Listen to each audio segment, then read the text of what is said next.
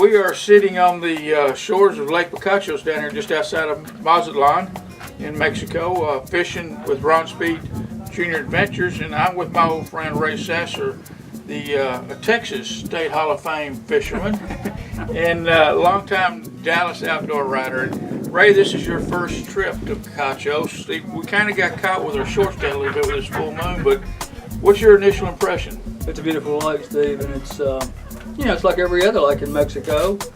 And the fish in Mexico are like fish everywhere. Sometimes they bite and sometimes they don't.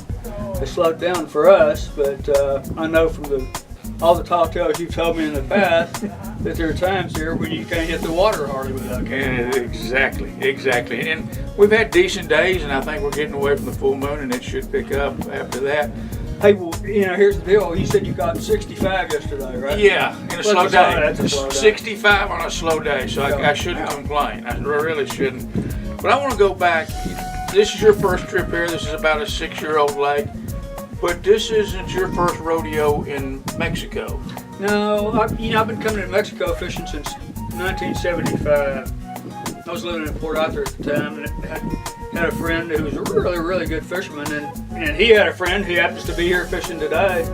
And the guy's name was Jimmy Olive, and Lloyd Godbow was his other friend who's here fishing today. And Jimmy's family owned a used car lot, and he had at the time happened to have a 28-foot Winnebago on his used car lot. He said, I heard about this lake down in Mexico. It's supposed to be the dangest lake that ever was for catching bass. Catch 100 a day. You want to go? We would turn that deal down. So we loaded up our stuff, and he had a new boat, and we drove down across the border, drove down Highway 101 for 100 and however many miles. Seemed like forever because the road at that time wasn't but about that wide and full of potholes, so we had to take it kind of easy. And got down there and saw that big old Lake Guerrero, and first day we were there, it was just totally flat. Wasn't any wind blowing at all, which is unusual for Lake Guerrero. We put Jimmy's boat in and went out there, and it was everything they said it was going to be. It was however you wanted to catch a fish, you could catch them on that bait. Whatever you like to do best, you could catch them that way. And most of the fish weren't real big, but we caught some that were 5, 6, 7 pounds. The lake was new at the time. And what about if people wanting to fish? I mean, you can go. We have great lakes in northeast Texas, around your area, my area, and Tyler, of course. Fork and Palestine and Toledo Bend River.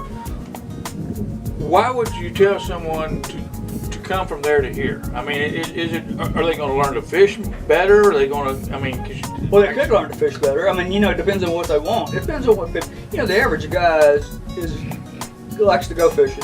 The average person likes to go fishing. He goes fishing 2 or 3 times a year. Not all that good at it. You can't get really good at fishing 2 or 3 times a year. So you come to Mexico to catch a lot of fish. It's what you come for. Because, there's no pressure here. There's no fishing pressure on these fish. And they'll bite anything. They'll, when it's on, it's on. And a guy can come down here and literally catch 30 or 40, 50 fish a day. Or 100 fish a day, as you've seen. Yeah.